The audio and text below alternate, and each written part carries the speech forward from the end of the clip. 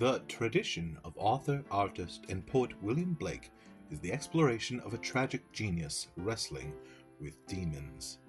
This man's demons included his own internal conflicts, as well as what he perceived as demonic forces within the government, British society, and the Church of England.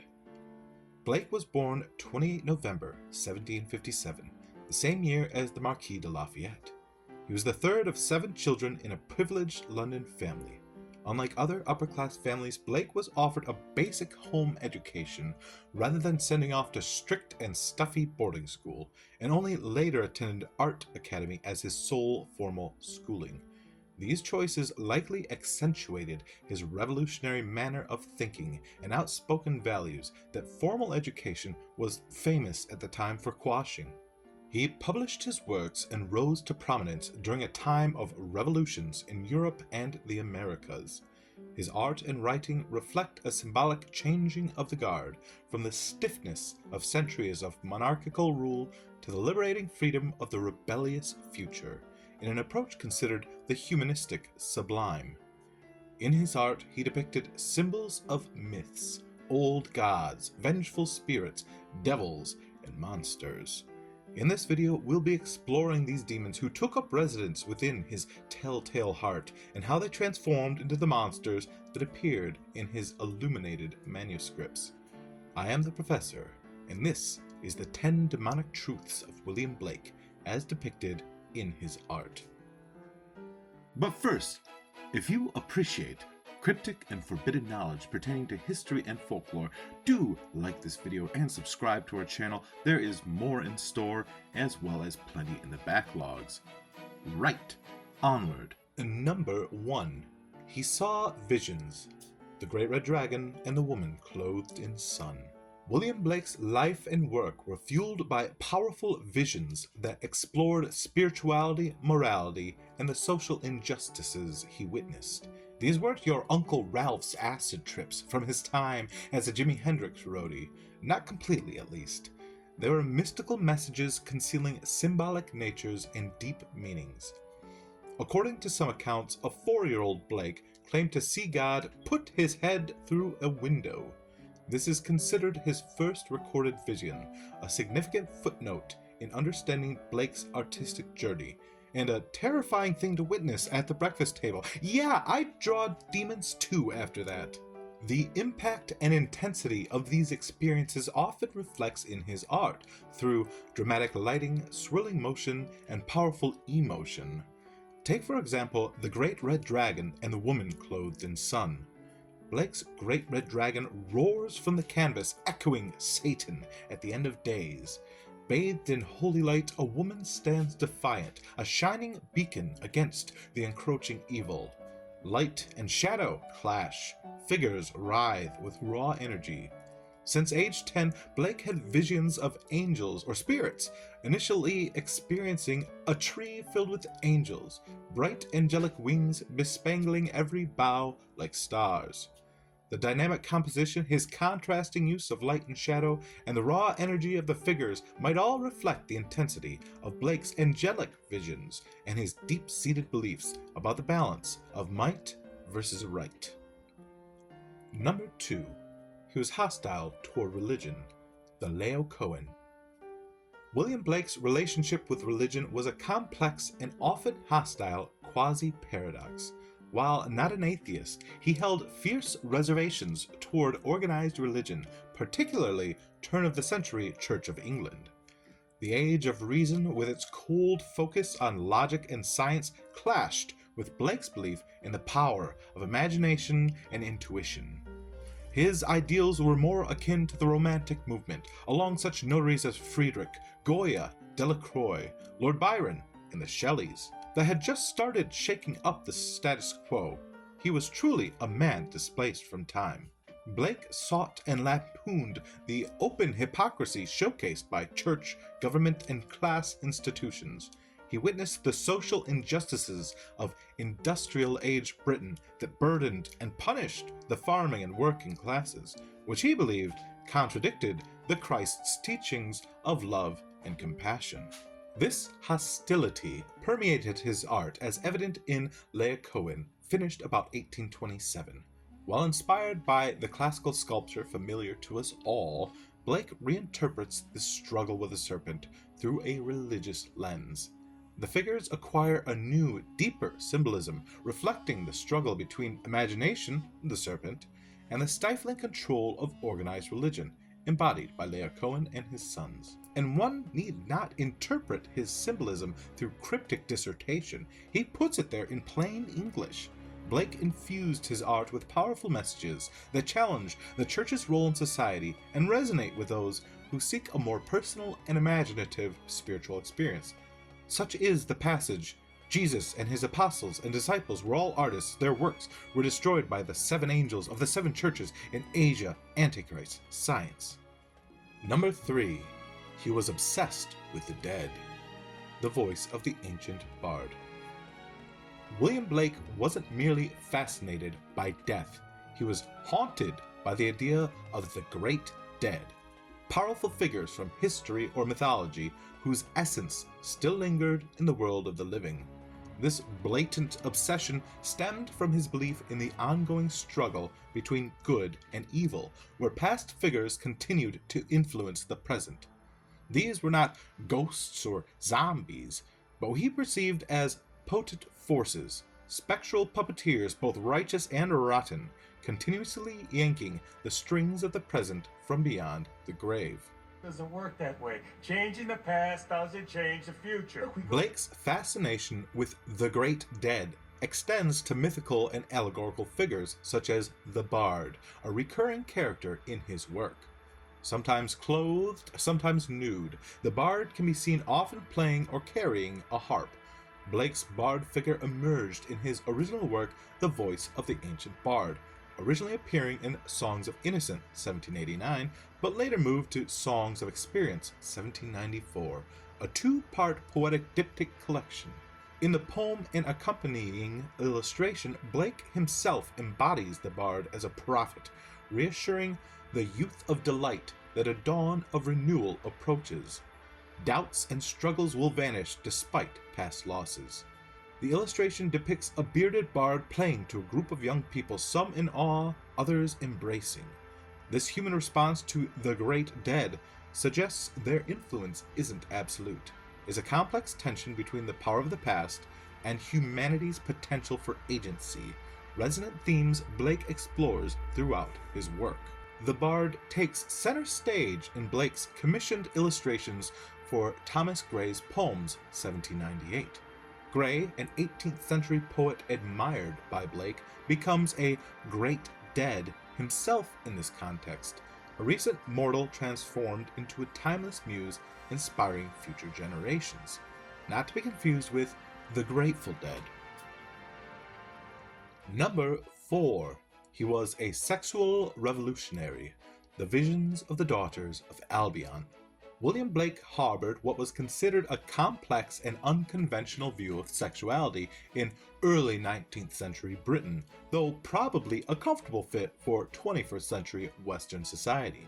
He challenged the societal norms of his time, particularly the restrictive views on sexuality promoted by the Church of England, much like contemporary Mary Wollstonecraft. His work celebrates a more liberated and spiritual understanding of sexuality, often intertwined with themes of creativity and liberation. This is evident in the poem The Visions of the Daughters of Albion, 1793, where Blanket. I'm leaving that in the final cut. Blake, author and artist William Blake, radically explores the idea of female sexuality, challenges its status as sinful or shameful, and portrays it as a source of energy and spiritual awakening. Women, embodied by Uthuan, aren't mere objects of desire, but powerful and creative forces. This message is evident right on the title block itself, where Uthuan joyously embraces desire, while a restrictive, patriarchal god figure observes from above. Even with a storm brewing on the horizon, playful sexual figures dance defiantly within a carefree, vibrant rainbow. The figure Bromion expands on this theme as the unbridled passion of a man in a society that dictates female sexuality. Uthuan contrasts this heel, representing the lack of agency women have over their own desires. Blake offers America, with its promise of ending discrimination, as a potential haven for women to reclaim their sexuality and live in harmony with men. However, this utopian vision isn't without its complexities, as Blake acknowledges America's ongoing struggles, such as slavery, amidst recent independence from stalwart Britain. Number 5. He flirted with treason. Jerusalem. Britain had changed by the late 18th century. Gone were the days of an idyllic Rivendell-like agrarian culture that lived hand in hand with nature. Here now was the smokestack hellscape of modern England. The toll this transformation burdened on the people and their livelihoods sickened Blake, and he quite naturally blamed the British government. While not exactly active treason, his artistic expressions more than push the boundaries of acceptable criticism. His strong social conscience and disdain for the injustices of industrial revolution led him to create subversive works in symbolic rebellion. One such work is Jerusalem, an epic poem filled with symbolism and revolutionary fervor. The poem critiques the social and political structures of the time, calling for a utopian society built on freedom and equality. Lines such as, "Bring me my bow of burning gold, bring me my arrows of desire," can be seen as a medieval call to arms against the established order. While perhaps not very revolutionary by today's standards, Blake's poetry was pretty damn punk rock for its day. Blake's Jerusalem stands as a monumental achievement. Encompassing over 4,500 lines, it is not only the most extensive of his illuminated books, but also arguably the most enigmatic. That still only counts as one! Indeed, his first biographer characterized the poem with a blunt assessment. "It's a chaos of words, names, and images." In one accompanying illustration, Blake depicts the British man stripped naked in bondage, surrounded by old gods and suffering hellfire. This shocking imagery serves as a stark reminder of the imagined constraints that stifle spiritual enlightenment in the fires of industry. Blake sought to enact a spiritual treachery against the crown and parliament, offering an artistic plot against the government in place of a violent one. But he made the mistake of saying this out loud within earshot of suspicious sorts. In 1803, he was accused of uttering seditious remarks against the king and the British soldiers stationed near his home. However, the charges were ultimately dismissed and Blake was acquitted. In classic cheeky fashion, Blake names this bonded figure as Schofield, undoubtedly a reference to Private John Schofield, the snitching soldier who troubled Blake with the law and crown in the first place. Number 6. He was an unfortunate lunatic, Nebuchadnezzar. Quoth Pink Floyd in their masterpiece Brain Damage, "The lunatic is in my mind." Madman.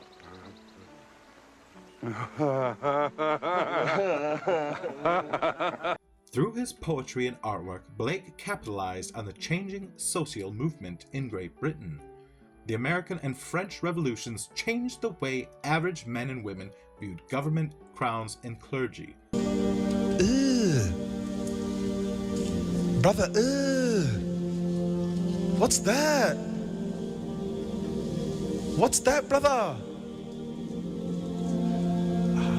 But Blake was not necessarily seen as the entirely sane social reformer that he might have hoped to emulate.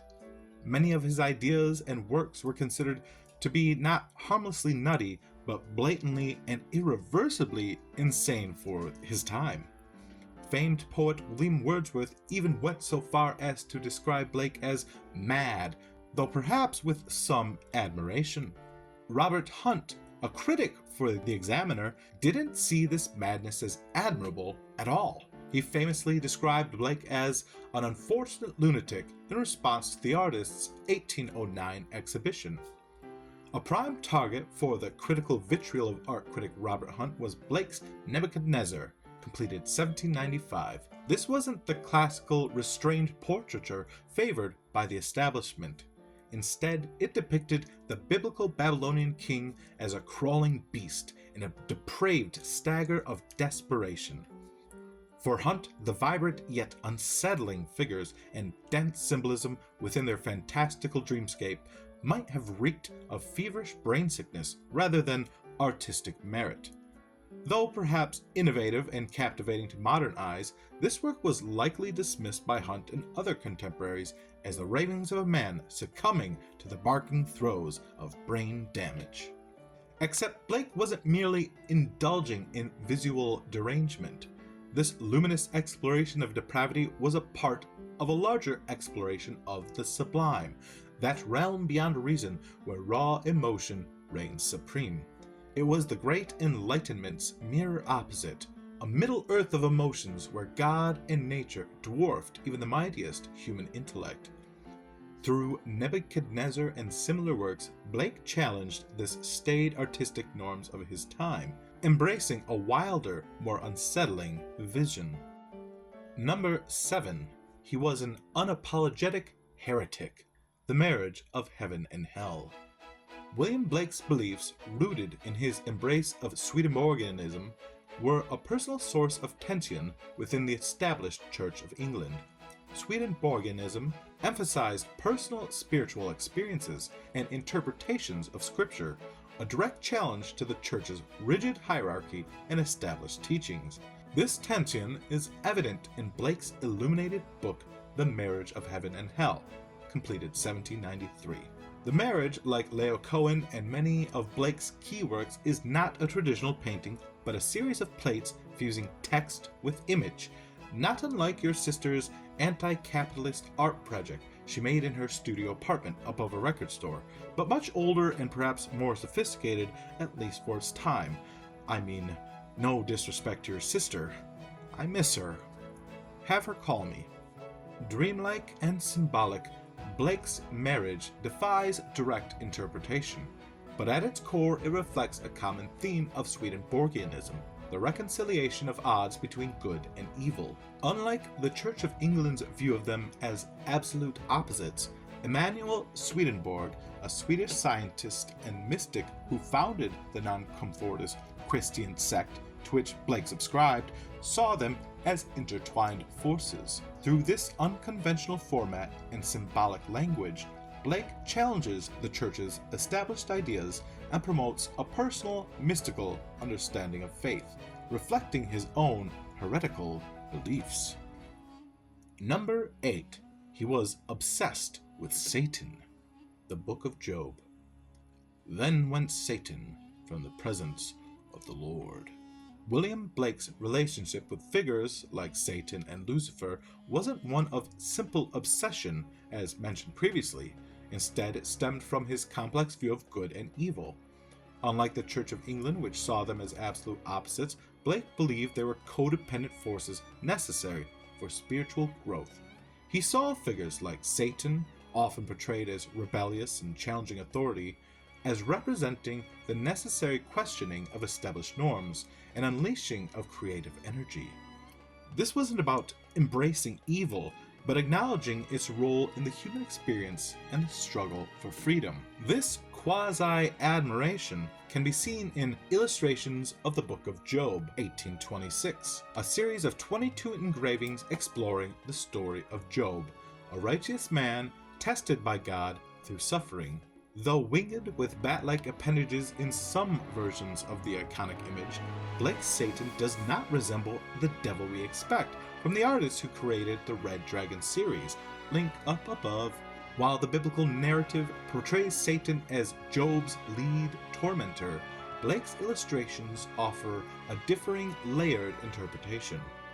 Satan appears not as a monstrous villain, but as a reluctant fallen angel Lucifer, a perhaps more ambiguous figure even worthy of Sympathy.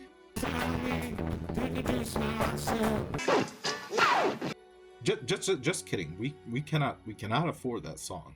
This shift in focus highlights Blake's belief that Satan's role wasn't necessarily destructive, but a positive catalyst for Job's spiritual growth. All in all, he's a pretty cool guy. I think you'd like him, Pretty cool dude. Other than covering that guy in boils and all that, yeah. As expected, Blake's portrayal of Satan as a pretty boy, almost angel, didn't go well with the religious majority at the time. Despite its many naysayers, it was one of Blake's more successful works toward the twilight of his career. Number 9. He refused to consider himself an artist. Songs of Innocence and of Experience. William Blake, though revered as an artist today, didn't actually see himself quite as that. He considered himself a craftsman first, an artisan, a distinction that reveals his deep commitment to the process of his art, kind of like a 19th century Daniel Day-Lewis. William Blake's dedication to his craft shines through in works like Songs of Innocence and Songs of Experience, 1789-94. This collection of poems and accompanying illustrations wasn't mass-produced. Instead, Blake utilized a printing technique he called relief etching. This involved etching both text and image onto copper plates, then running the prints and then hand painting each one using watercolors and a myriad of pigment. The process was laborious and time-consuming, requiring meticulous attention to detail. However, for Blake, it wasn't just about creating an image.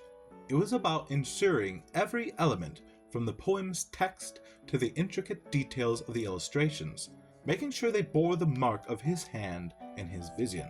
His finished products weren't just collections of poems or illustrations, they were testaments to Blake's craftsmanship, a unique and unified whole created through his dedication to his complex printing process.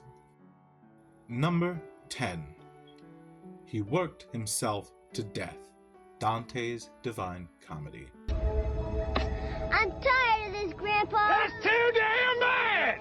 William Blake's final moments were imbued with the same creative fire that fueled his life. On 12 August 1827, he continued working tirelessly on his illustrations for Dante's Divine Comedy, specifically the section depicting heaven. Accounts from his wife Catherine described him stopping his work, turning to her with a tender sentiment, and requesting to draw her portrait. He saw her as an angel throughout their marriage, and this final act could be interpreted as a testament to their enduring love and his desire to capture her goodness. Blake never fully realized his vision, but the deity from whom proceed the 9 spheres, completed 1827, offers a tantalizing glimpse. A powerful bearded figure, probably God, dominates the center, wielding compasses that hint at the order and structure of the celestial spheres. Swirling lines and celestial bodies radiate outward, suggesting the motion and energy that flows between these unseen realms.